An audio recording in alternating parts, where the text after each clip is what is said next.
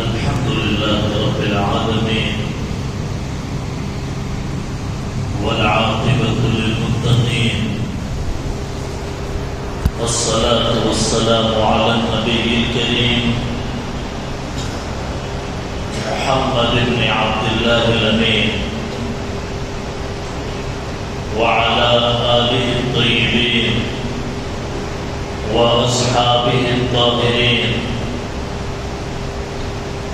وعلى من دعا بدعوته وحدا بحبه إلى يوم الدين.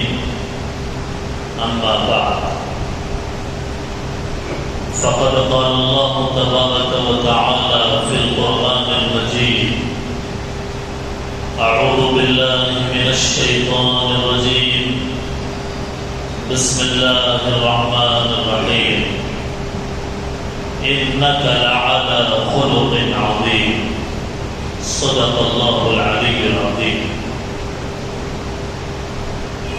سبحان ربك رب العزة عما يصفون وسلام على المرسلين والحمد لله رب العالمين. آپ سبھی حضرات سے گزارش ہے کہ میرے ساتھ درود شریف ساتھ ساتھ پڑھیں. اللهم صل على سيدنا محمد وعلى آل سيدنا محمد وبارك وسلم. آواز سب کی آنی چاہیے. اللهم صل على سيدنا محمد وعلى آل سيدنا محمد وبارك وسلم. اللهم صل على سيدنا محمد وعلى آل سيدنا محمد وبارك وسلم. جزاكم الله. بزرگان محترم، سامعین عالی وقار، بڑے ہی ادب کے لائق معزز حاضرین،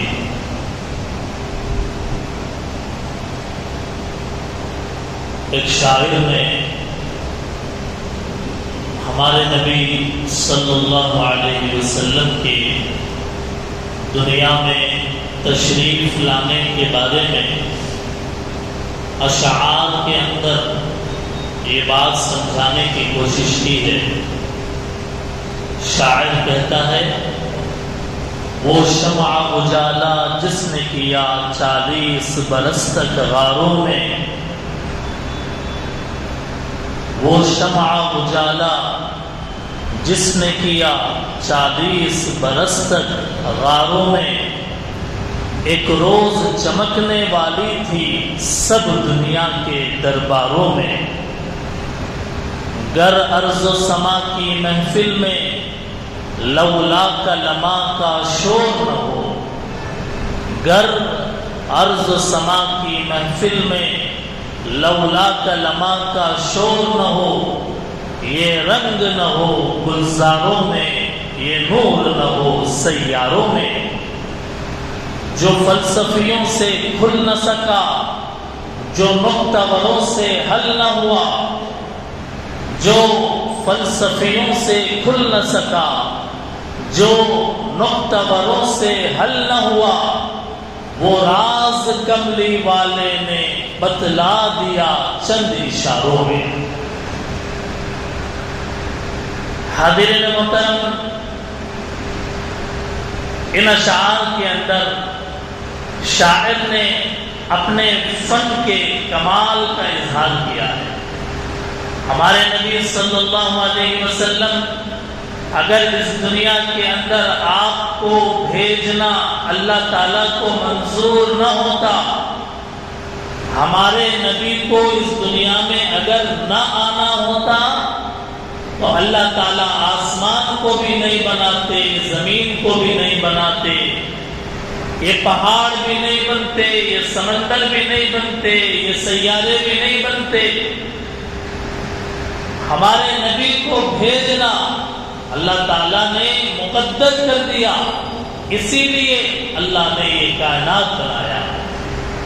پوری دنیا، سات و زمین، سات و آسمان، یہ چرند پرند درند، یہ انسان اور انسان کے علاوہ جتنے مخلوقات ہیں، یہ سب ہمارے نبی صلی اللہ علیہ وسلم کے طفیل میں دنیا کے اندر وجود میں آئے۔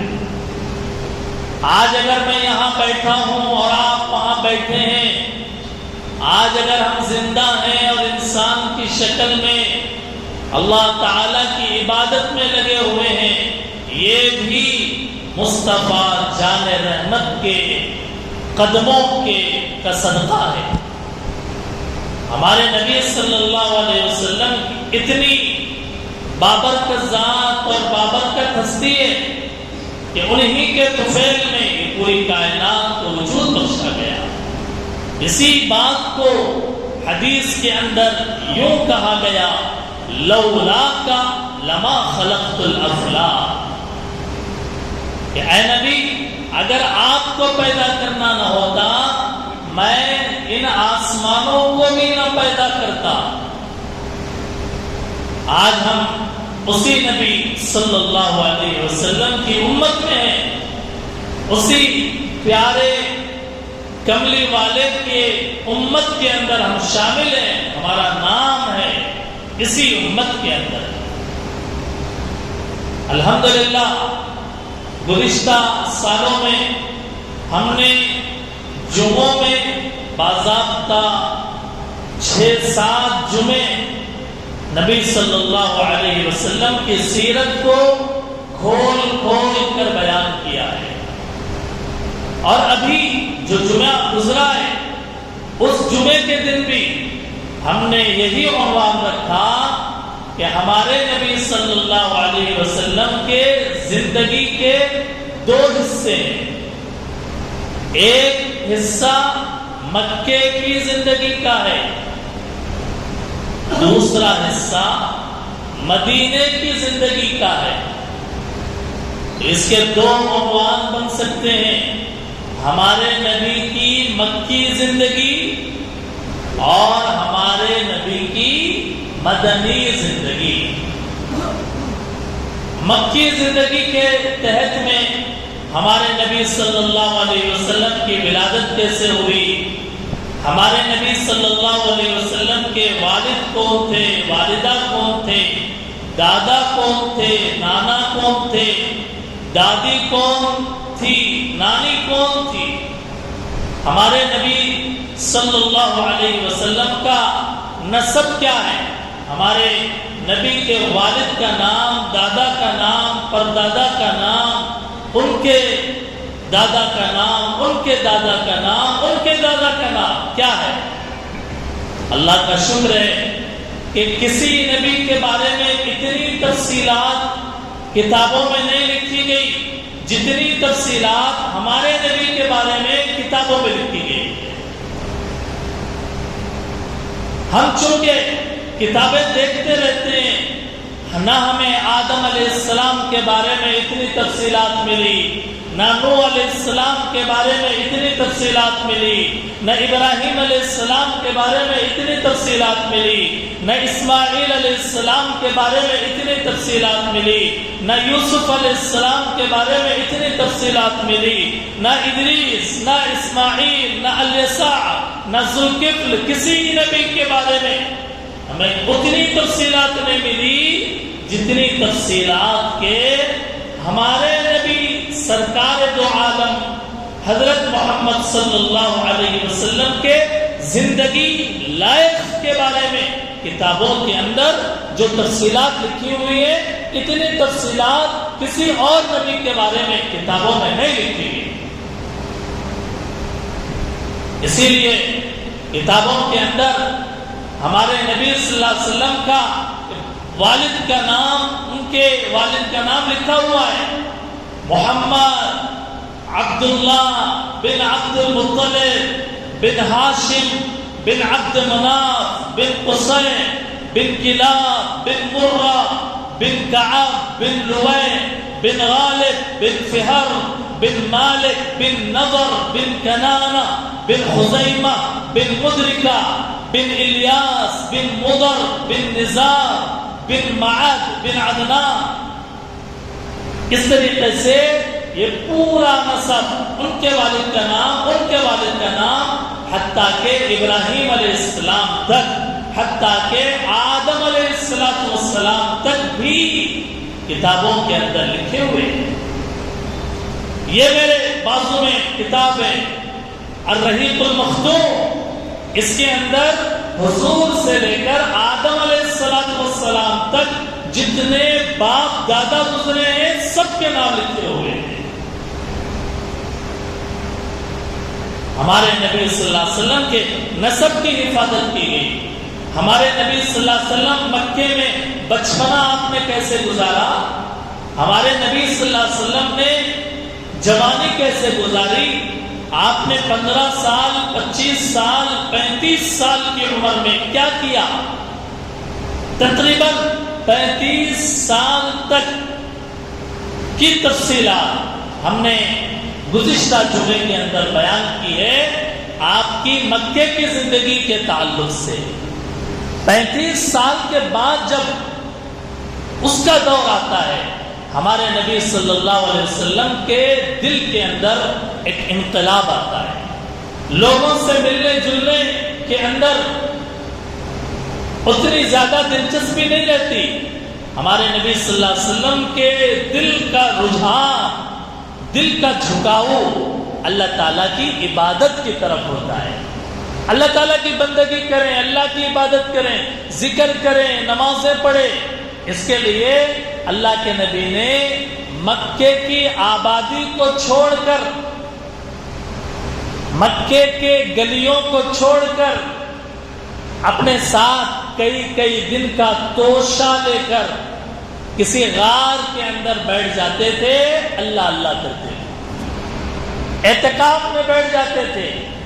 غار ہرا، اس غار کے اندر اللہ کے نبی کئی دن تک بیٹھ جاتے اور وہاں سے غار ہرا کے پاس سے کعبۃ اللہ نظر آتا ہے. کعبے کو دیکھتے رہتے اور اللہ تعالیٰ کی عبادت کرتے رہتے. غار ہرا جو زمین سے 2500 فٹ کے اوپر ہے، پہاڑ کے اوپر ہے. آج کا جوان جب غار ہرا چڑھنے جاتا ہے تو بیچ میں تھک ہار کر 1-2 جگہ بیٹھ جاتا ہے، نہیں چڑھ پاتا. 2500 فٹ کے اوپر ہے. اتنے اوپر چڑھ کر ہمارے نبی صلی اللہ علیہ وسلم عبادت کرتے تھے. 35 سال سے 40 سال تک کا جو زمانہ ہے، عبادت کے اندر، اللہ تعالیٰ کی اطاعت کے اندر، ذکر کے اندر، دل کو دل دینے والے سے لگانے کے اندر ہمارے نبی صلی اللہ علیہ وسلم نے گزارا ہے. 40 سال کا وقت ہوا. کہتے ہیں کہ 40 سال کی عمر میں ہر نبی کو نبوت دی جاتی ہے. تقریباً نبیوں کو جو نبوت دی جاتی ہے وہ 40 سال کی عمر میں. 40 سال جب پار ہو گیا، اللہ کے نبی علیہ السلام ایک مرتبہ عبادت کے لیے غار کے اندر آئے ہیں اور بیٹھے ہوئے تھے. اچانک ایک بہت بڑے جسم و جثے والی مخلوق ظاہر ہوئی. اللہ کے نبی نے پہلے نہیں دیکھا تھا، دیکھا اتنا بڑا، اور وہ جبرائیل علیہ السلام تھے. دیکھا تو حیران ہو گئے اور سکتے میں آ گئے. اور جبرائیل امین نے کہا کہ میں اللہ کا فرشتہ ہوں، اللہ تعالیٰ کی جانب سے بھیجا گیا ہوں، اور آپ کو نبی بنانے کے لیے اللہ نے مجھے بھیجا ہے. چنانچہ میں آپ سے کچھ پڑھا رہا ہوں، آپ پڑھیے.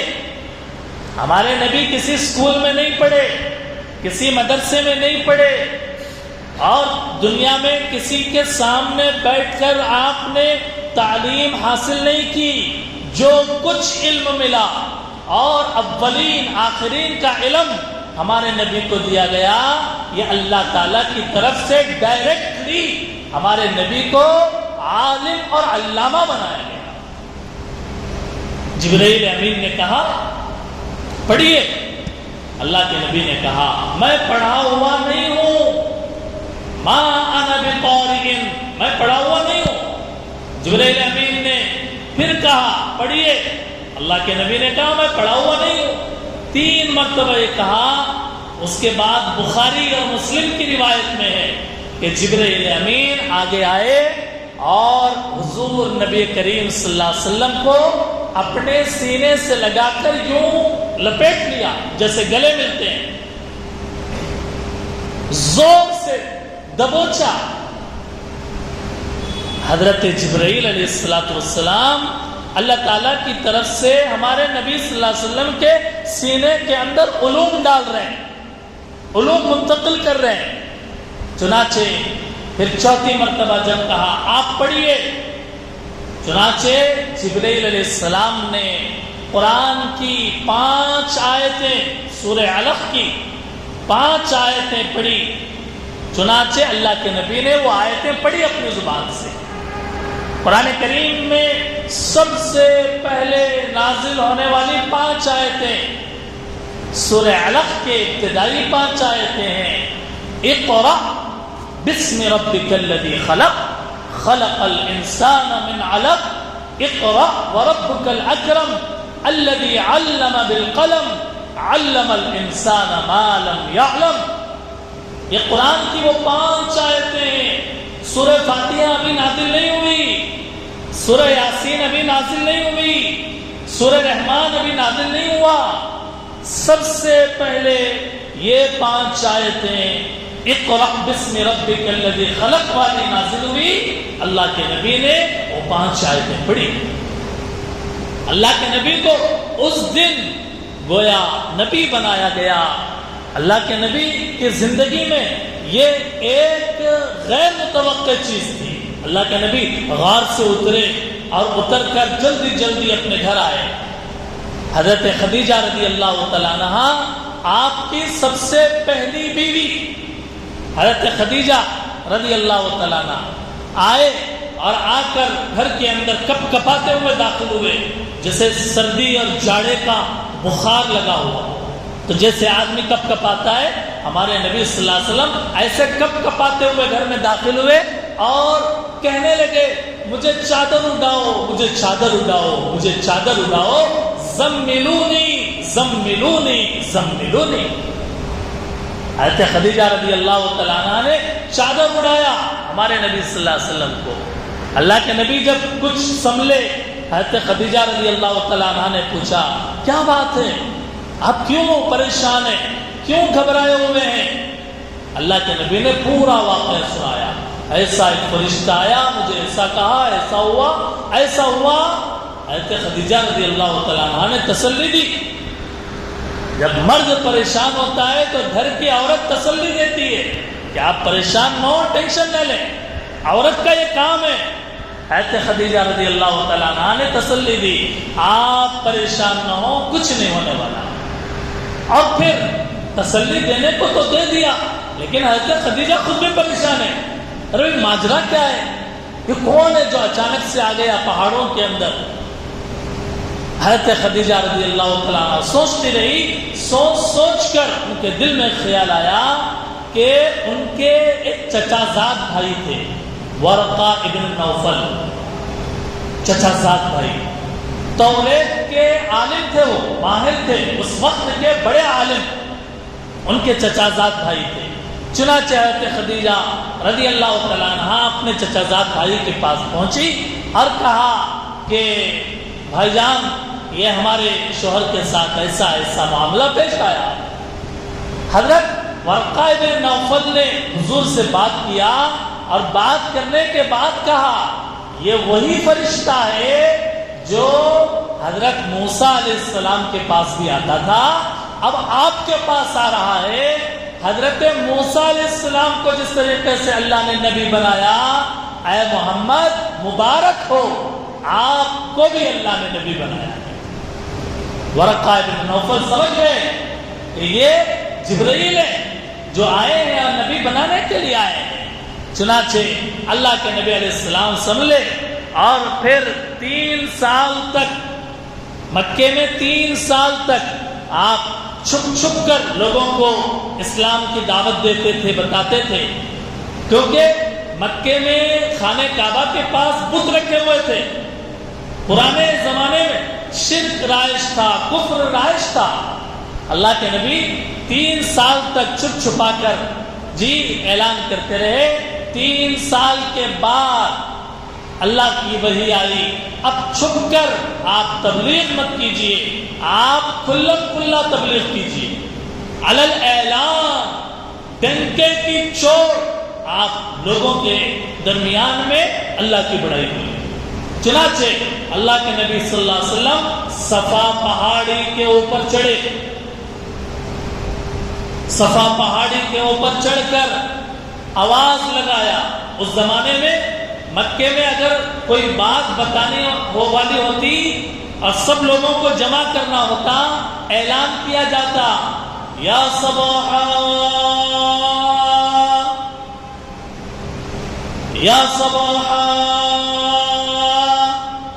پہاڑوں میں جب اس طریقے سے آواز لگائی جائے تو کتنی گونجتی آواز، پورے مکہ شہر کے اندر آواز گونجتی تھی اور سب کے کان کھڑے ہو جاتے تھے کہ بھئی کوئی عام اعلان ہونے والا ہے.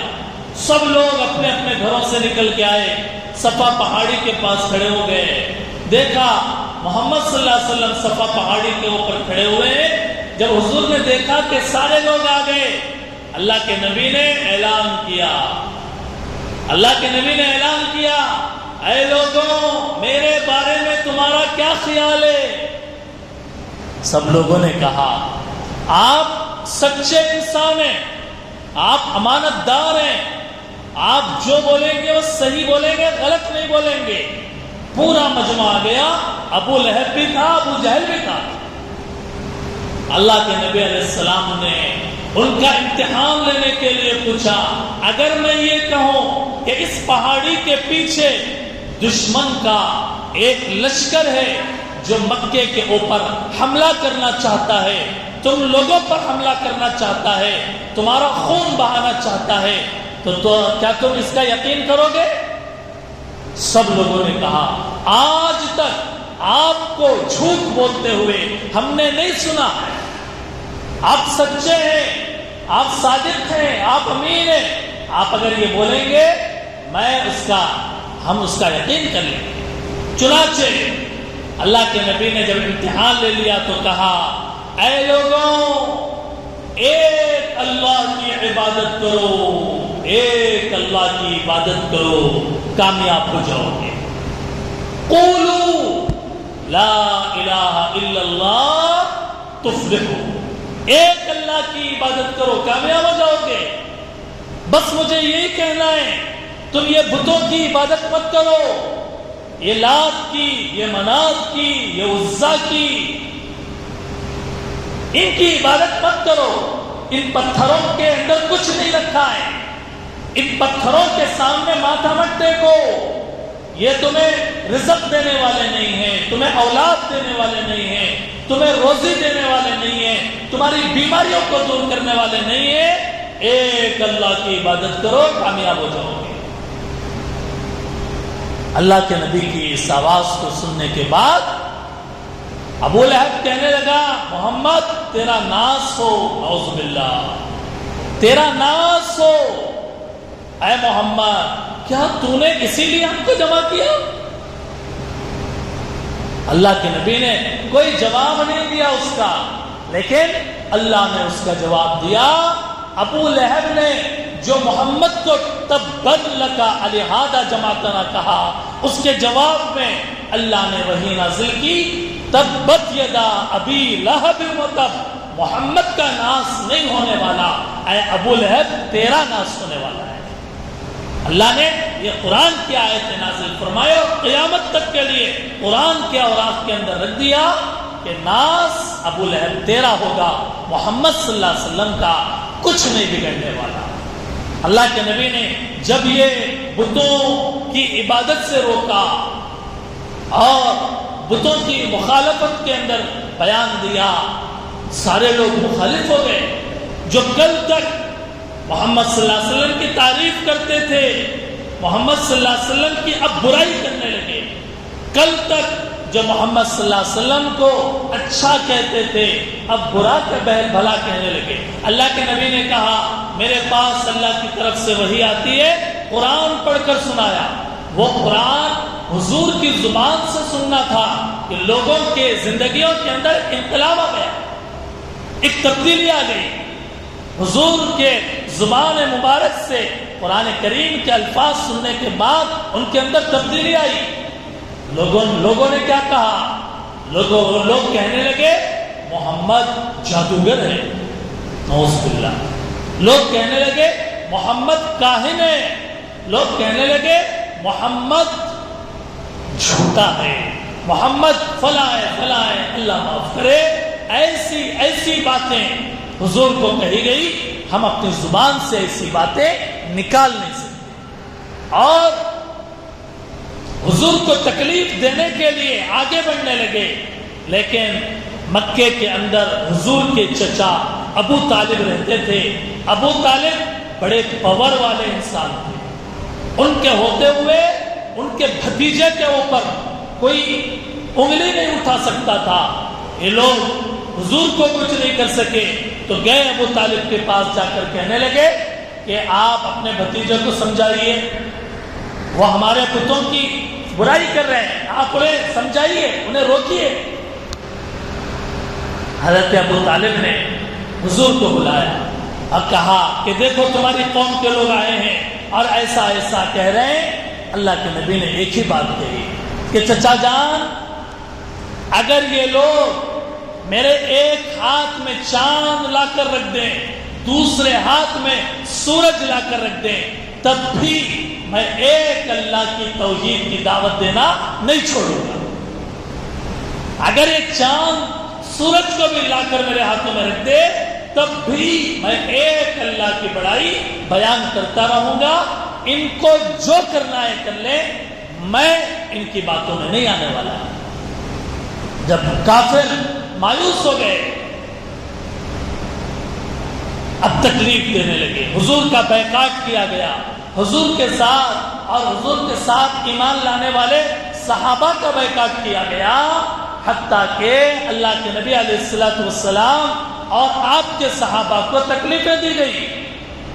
حضرت بلال رضی اللہ تعالیٰ عنہ کو تپتے دھوپ میں کڑی دوپہر کے وقت میں زمین پر لٹا دیا جاتا، پیٹ کے بل لٹا کر سینے پر بڑا پتھر رکھ دیا جاتا اور کہا جاتا ایک اللہ کی گواہی کو چھوڑو، لیکن بلال رضی اللہ تعالیٰ عنہ کی زبان سے ایک ہی لفظ نکلتا، احد احد احد، اللہ ایک ہے، اللہ ایک ہے، اللہ ایک ہے۔ حضرت عمار ابن یاسر ان کی والدہ کو اتنا مارا کہ وہ شہید ہو گئے۔ حضرت عثمان ابن مظعون کو ایک مشرک نے، ایک کافر نے ان کی آنکھ پر اتنی زور سے تماچا مارا کہ آنکھ کی بینائی ختم ہو گئی، آنکھ کی بینائی ختم ہو گئی، آنکھ چلی گئی۔ حضرت خباب ابن ارد کو قریش نے انگارے جلا کر ان کے اوپر لٹا دیا اور اس کے اوپر ایک آدمی کھڑا ہو جاتا سینے کے اوپر کہ عمار یا خباب حرکت نہ کر سکے۔ ایسی تکلیفیں دی گئی۔ صحابہ اکرام نے حضور سے کہا حضور ہمیں ہجرت کی اجازت دیجیے۔ اللہ کے نبی نے انہیں ہجرت کی اجازت دی۔ حضرت جعفر طیار اور ان کے ساتھ کچھ صحابہ اور صحابیات نے حبشے کی طرف ہجرت کیا۔ حضرت عمر رضی اللہ تعالیٰ مسلمان ہوئے، حضرت حمزہ رضی اللہ تعالیٰ مسلمان ہوئے، اور پھر بڑے بڑے صحابہ جب مسلمان ہوئے، چنانچہ اللہ کے نبی سے پوچھتے اللہ کے نبی ہم ہجرت کب کریں گے؟ اللہ کے نبی کہتے مجھے ابھی اللہ کی طرف سے کوئی حکم نہیں آیا، جب حکم آ جائے گا ہم ہجرت کر لیں گے۔ حتیٰ کہ وہ دن آیا جس دن اللہ کی طرف سے ہجرت کا حکم آیا، اور اس سے پہلے سن 10 نبوی میں حضرت ابو طالب کا انتقال ہوا۔ ان کے کچھ دن کے بعد حضرت خدیجہ رضی اللہ تعالیٰ عنہ کا انتقال ہو گیا۔ دنیا کے دو بڑے سہارے حضور کے اڑ گئے. حضور طائف کا سفر کیے، طائف والوں نے حضور کو زخمی کر دیا. بڑا تفصیلی واقعہ ہے. حتیٰ کہ حضور صلی اللہ علیہ وسلم طائف سے بھی بڑے دکھے دل کے ساتھ واپس آئے. اللہ تعالیٰ نے ایسے دکھے دل کو تسلی دینے کے لیے اپنے پاس عرش کے اوپر بلایا، معراج کروایا. شب معراج کے اندر واقعہ معراج کو بڑی تفصیل کے ساتھ بیان کیا جاتا ہے. اور پھر سن 13 نبوی میں نبوت ملنے کے 13ویں سال میں ایک مرتبہ اللہ کے نبی صلی اللہ علیہ وسلم کڑی دوپہر کے وقت میں، جس وقت کوئی آدمی باہر نہیں نکل سکتا، حضرت ابو بکر رضی اللہ تعالیٰ عنہ کے گھر پہ چلے گئے. کنڈی بجائی، حضرت ابو بکر نکلے. حضرت ابو بکر نے کہا حضور مجھے بلا لیا ہوتا، میں آ جاتا، اتنی کڑی دوپہر میں آپ کیوں تشریف لائے؟ حضرت حضور صلی اللہ علیہ وسلم نے فرمایا اللہ کی طرف سے حکم ہوا ہے ہجرت کرنے کا. چنانچہ حضرت ابو بکر رضی اللہ تعالیٰ عنہ نے جانور تیار کیے، 2 اونٹنیاں تیار کی، اور پھر رات کے وقت میں نکلنا طے ہوا. اور دوسری طرف قریش نے، مکے والوں نے حضور صلی اللہ علیہ وسلم کو روکنے کے لیے یہ منصوبہ بنایا کہ ہر قبیلے کا سردار ننگی تلوار لے کر رات کے وقت میں حضور کے مکان کے گول محاصرہ کریں گے. گھیر لیا رات کے وقت میں. حضور کو جبرائیل امین نے آ کر بتایا کہ حضور آپ کو یہ لوگ قتل کرنا چاہتے ہیں، آپ کو ان سے بچ کر نکلنا ہے. اللہ کے نبی نے حضرت علی رضی اللہ تعالیٰ عنہ کو اپنے بستر پر لٹایا اور خود اپنے مٹھی میں مٹی لے کر سورہ یاسین کی ابتدائی آیتیں وَجَعَلْنَا مِن بَيْنِ أَيْدِيهِمْ سَدًّا وَمِنْ خَلْفِهِمْ سَدًّا فَأَغْشَيْنَاهُمْ فَهُمْ لَا يُبْصِرُونَ پڑھا اور مٹی میں دم کیا اور وہ مٹی یوں پھینک دیا، جس کی وجہ سے وہ مٹی جتنے لوگ وہاں محاصرہ کیے ہوئے تھے، گھیرے ہوئے تھے، ان کی آنکھوں میں چلے گیا اور وہ آنکھ رگڑتے رہ گئے اور حضور آرام سے اپنے گھر سے باہر نکل گئے. اور حضور کے بستر پر حضرت علی رضی اللہ تعالیٰ عنہ آرام کرتے رہے. دشمنوں کو پتہ نہیں چلا. صبح ہوئی، دیکھا محمد ابھی اندر ہی ہے، ابھی حملہ کرنا چاہیے. چنانچہ جب دروازہ کھلا اور حضور کی جگہ پر حضرت علی رضی اللہ تعالیٰ عنہ نکلے، لوگ پریشان ہو گئے، کہنے لگے محمد کہاں ہے، محمد کہاں ہے، محمد کہاں ہے. حضرت علی رضی اللہ تعالیٰ نے کہا مجھے کیا معلوم.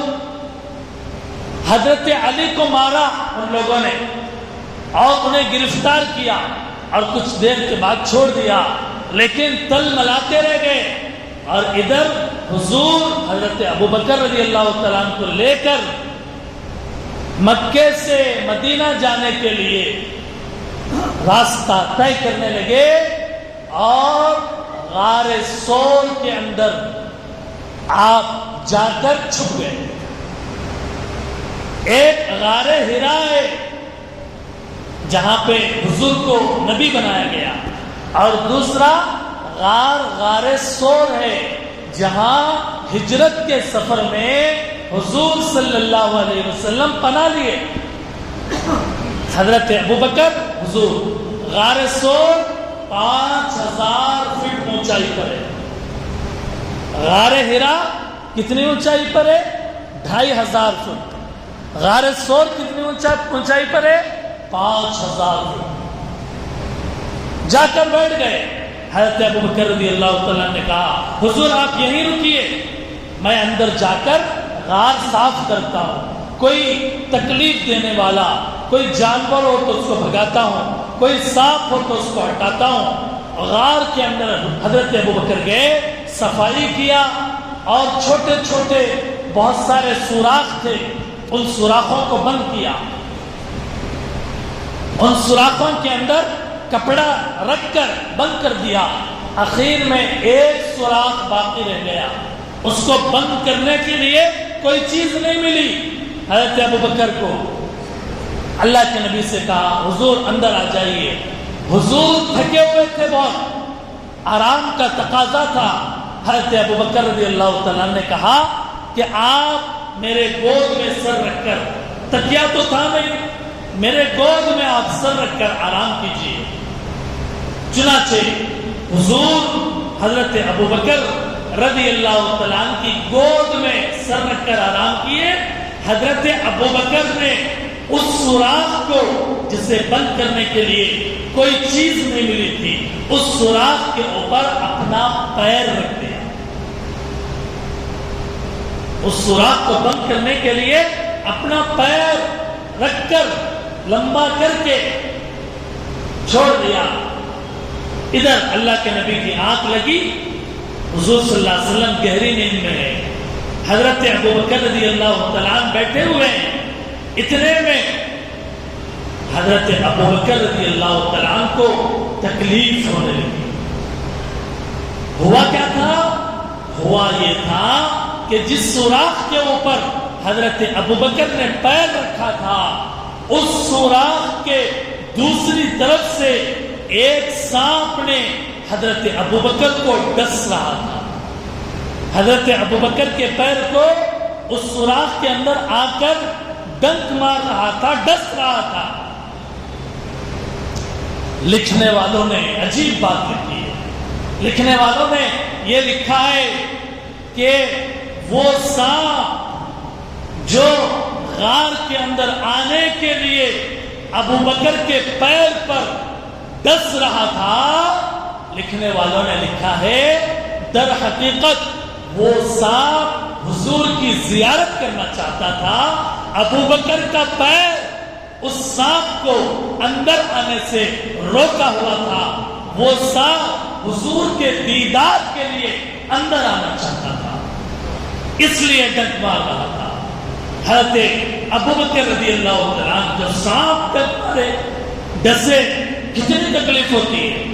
حضرت ابوبکر رضی اللہ تعالیٰ نے برداشت کیا، آنسوؤں کو روکنے کی کوشش کیا، لیکن ہوتے ہوتے حضرت ابوبکر کے آنکھوں سے آنسو بے قابو ہو کر، حضور گود میں آرام کر رہے، وہ آنسو ٹپک گئے اور حضور کے بدن پر گر گئے۔ اللہ کے نبی کی آنکھ کھلی کہ پانی کے قطرے کہاں سے گرے، دیکھا کہ ابوبکر کا چہرہ بدلا ہوا ہے، ابوبکر کا چہرہ بدلا ہوا ہے۔ پوچھا ابوبکر کیوں رو رہے ہو؟ اٹھ کر بیٹھ گئے حضور۔ کہا کیوں رو رہے ہو، کیا بات ہے، تمہیں کیا تکلیف ہے؟ حضرت ابوبکر رضی اللہ تعالیٰ نے کہا حضور میں آپ کو اٹھانا نہیں چاہتا تھا، اسی لیے میں اپنے آنسوؤں کو روک رہا تھا، لیکن حضور معاف کیجئے گا کہ یہ آنسو قابو میں نہ رہے اور آپ کے اوپر گر گئے، آپ کی آنکھ کھل گئی۔ اور پھر کہا حضور ادھر سوراخ کے دوسری طرف سے کوئی زہریلا جانور میرے پیر پر ڈس رہا تھا، اس لیے میری تکلیف اتنی بڑھ گئی، مجھے درد اتنا ہوا، میں سنبھل نہ پایا اپنے آپ کو۔ حضور نے کہا ابوبکر پیر بتاؤ، حضور کو حضرت ابوبکر نے اپنا پیر بتایا۔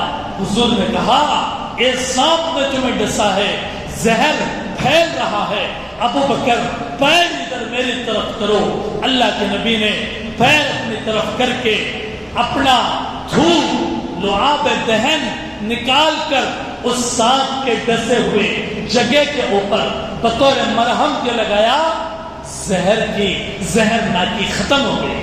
ہمارے نبی کے دھوپ کی برکت سے نبی کے اس عمل کی برکت سے ابوبکر کا پیر درست ہو گیا اور سارا درد ختم ہو گیا۔ سبحان اللہ۔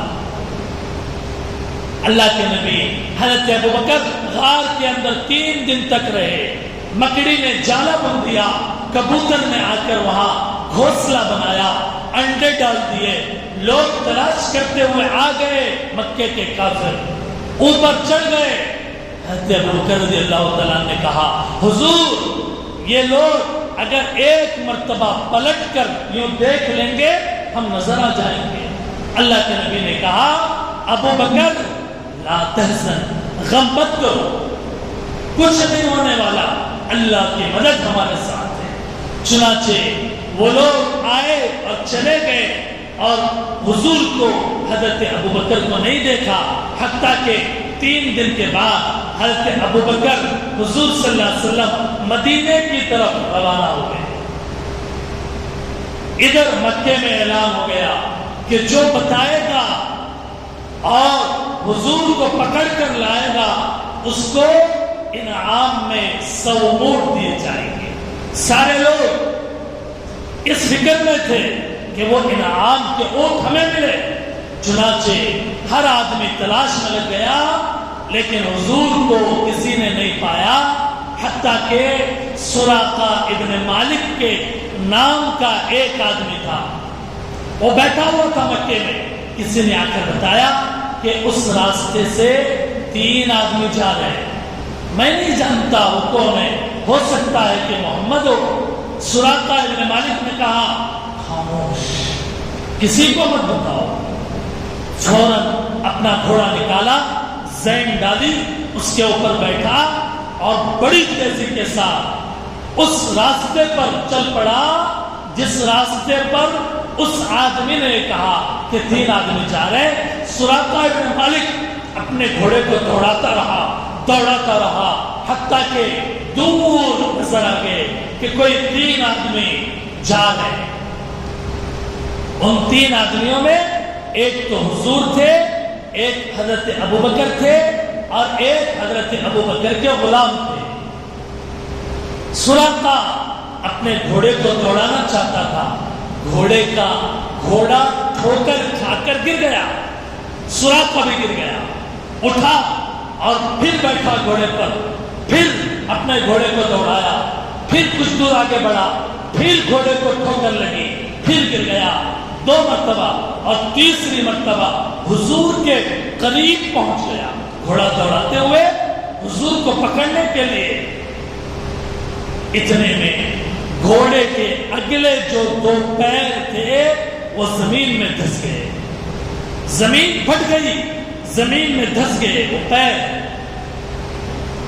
اللہ کے نبی نے کہا پلٹ کر سراقہ تم مجھے نہیں پکڑ پاؤ گے، اللہ کی مدد میرے ساتھ ہے۔ حضور نے کہا، سراقہ بھی سمجھ گیا کہ حضور کے ساتھ غیبی مدد ہے۔ سراقہ نے کہا حضور میں معافی چاہتا ہوں، میں نے آپ کا پیچھا کیا اور آپ کو پکڑ کر مکہ لے جانے کے لیے آپ کا پیچھا کیا، مجھے معاف کیجئے، مجھے ایک لیٹر دے دیجئے جس کے اندر آپ میرے جان کو امان دے دیں۔ اللہ کے نبی نے ایک تحریر لکھوائی اور اس کے حوالے کر دی اور پھر آگے بڑھ گئے۔ ادھر مدینے والوں کو پہلے سے پتہ چل گیا کہ حضور آ رہے ہیں، لیکن ٹیلی فون کا کوئی انتظام نہیں تھا کہ آ جائیں گے، کل آئیں گے، کب آئیں گے۔ اس لیے روزانہ صبح کے وقت میں مدینے کے مسلمان شہر کے باہر نکل کر دور دیکھتے کہ کہیں دھول اڑ رہی ہے، کہیں کوئی قافلہ آ رہا ہے، دیکھتے۔ جب سورج کے چڑھنے تک 9-10 بجے تک دیکھتے اور کوئی قافلہ نہیں آتا، واپس لوٹ آتے۔ ہر دن ایسا ہی ہوتا رہا۔ ایک دن ایسے ہی دیکھتے رہے، نظر نہیں آیا، پلٹ کر چلے گئے۔ قریب میں ایک یہودی کا گھر تھا، وہ یہودی کو معلوم تھا کہ مکے سے محمد نام کا ایک آدمی مدینے میں آنے والا ہے، یہ مدینے کے لوگ ان کے انتظار میں۔ چنانچہ یہ جب لوگ واپس پلٹ کر چلے گئے، یہودی کو نظر آیا کہ دور دھول اڑ رہی ہے، جب ریگستان میں جب گھوڑے دوڑتے ہیں یا اونٹ چلتے ہیں تو دھول اڑتی ہے، اور وہ دھول جب اڑتی ہے لوگ دور سے دیکھتے ہیں کہ دھول اڑ رہی ہے، سمجھتے ہیں کہ کوئی آ رہا ہے۔ یہودی نے دیکھا کہ دھول اڑ رہی ہے، اس نے چیخ کر کہا اے لوگوں، تمہیں جس کا انتظار تھا وہ گھڑی آ گئی، محمد آ رہے ہیں، محمد آ رہے ہیں۔ انصار نے جب یہ سنا 500 لوگ، 500 مسلمان نکل گئے، گھر کی عورتیں نکل گئی، چھت کے اوپر چڑھ گئی، کھڑکیوں میں کھڑی ہو گئی، دروازوں کے اوپر کھڑی ہو گئی، سارے مرد، ساری عورتیں، سارے پورا مدینہ امڑ کر آیا حضور کے استقبال کے لیے، حضور کے استقبال کے لیے پورا مدینہ امڑ کر آیا، اور نعرے لگ گئے اللہ اکبر، اللہ اکبر، جاء محمد، جاء محمد، جاء محمد، محمد آ گئے، محمد آ گئے، محمد آ گئے۔ پورے مدینے میں اتنا عید کا دن تھا، اتنے خوشی کا دن تھا، اندازہ نہیں لگا سکتے۔ چھوٹی چھوٹی بچیاں باہر نکل گئی اور ترانے گانے لگی، نغمے گانے لگی، طلع البدر علینا من ثنیات الوداع وجب الشکر علینا ما دعا للہ داع۔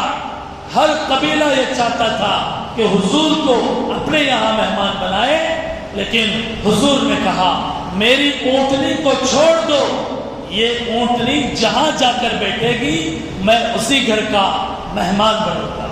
چنانچہ اللہ کے نبی علیہ السلام کی یہ اونٹنی حضرت ابو ایوب انصاری رضی اللہ تعالیٰ عنہ کے مکان کے پاس جا کر بیٹھ گئی، اور حضرت ابو ایوب انصاری کے گھر میں حضور صلی اللہ علیہ وسلم اترے۔ یہ ہجرت کا پہلا سال تھا۔ اس طریقے سے ہجرت کے 10 سال کے اندر مختلف غزوات پیش آئے، اور مختلف پہلو سے حضور صلی اللہ علیہ وسلم کی زندگی نمایاں ہوتی ہے۔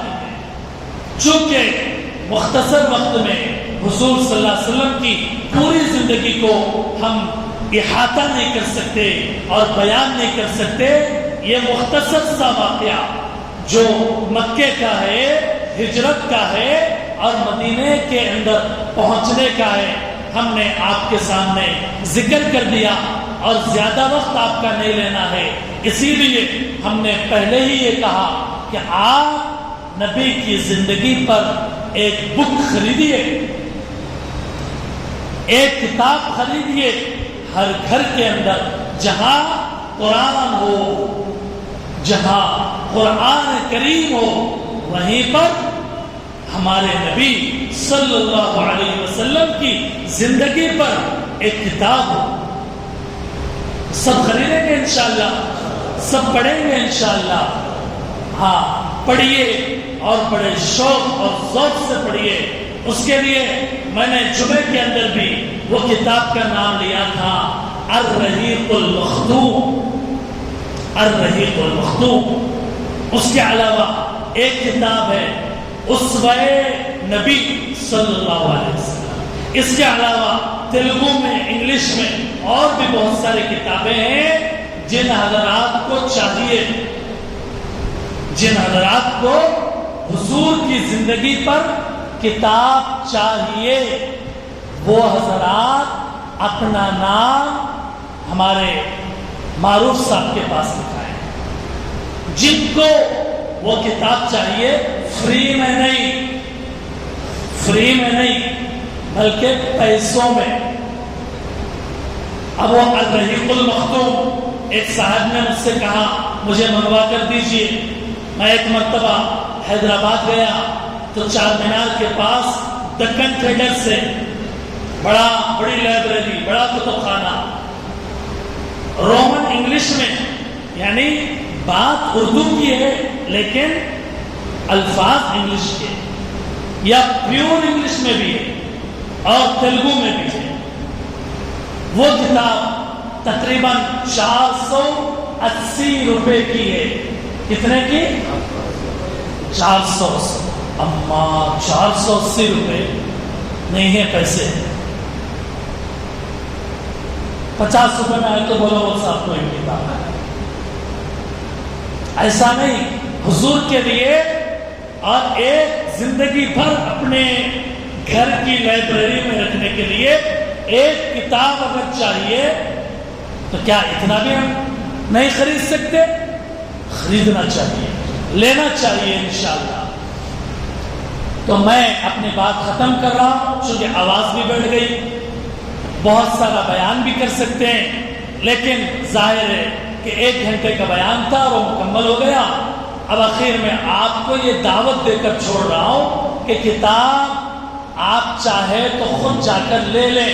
ایڈریس بھی میں نے بتایا، چار مینار کے پاس دکن ٹریڈر سے. یا آپ اگر کہیں تو یہاں ایک جگہ نام لکھا دیں معروف صاحب کے پاس، اپنا نام، محلہ، فون نمبر لکھائے اور پیسے بھی جمع کرنا. لکھا کے چلے گئے، بھول گئے، ان کے نام کی کتاب آئی، کوئی بھی لینے والے نہیں ہے تو یہ بھی مسئلہ ہے. فون نمبر اور پیسے بھی جمع کر دیجئے. کون سی زبان میں ہونا وہ بھی، تیلگو، اردو، انگلش میں، وہ بھی لکھوا دیجئے. انشاءاللہ سب کے لیے ایک ساتھ آرڈر کر کے منگائیں گے. یہ محض اس لیے کہ آپ تک کتاب پہنچے. یہ ہم نے سوچا ہے. اگر آپ کو بات سمجھ میں آتی ہے ایسا کیجئے، یا آپ خود جا رہے ہیں تو آپ لے لیجئے، کوئی مسئلہ نہیں، کوئی ایشو نہیں. اللہ تعالیٰ اس مجلس کو بے حد قبول فرمائے، ہمارے بیٹھنے کو بے حد قبول فرمائے اور ہمارے سننے کو بے حد قبول فرمائے. اللہ تعالیٰ دنیا کے اندر ہمیں خواب میں ہمارے نبی کی زیارت نصیب فرمائے اور اللہ تعالیٰ ہمیں قبر کے اندر اپنے نبی کو پہچاننے کی توفیق عطا فرمائے اور صحیح جواب دینے کی توفیق عطا فرمائے. اللہ تعالیٰ حشر کے میدان میں ہمارے نبی کی شفاعت ہمیں نصیب فرمائے. ہم سب کے لیے جنت اللہ مقدر فرمائے. جب تک اللہ تعالیٰ ہمیں زندہ رکھے، اپنے عبادت کے ساتھ، اپنے اطاعت کے ساتھ زندہ رکھنے کی توفیق عطا فرمائے. اور جب دنیا سے جانے کا وقت آئے سب کی زبان پر ہو لا الہ الا اللہ محمد رسول اللہ. اللہ تعالی ہماری ان دعاؤں کو شرف قبولیت عطا فرمائے. وآخر دعوانا ان الحمد للہ رب العالمین.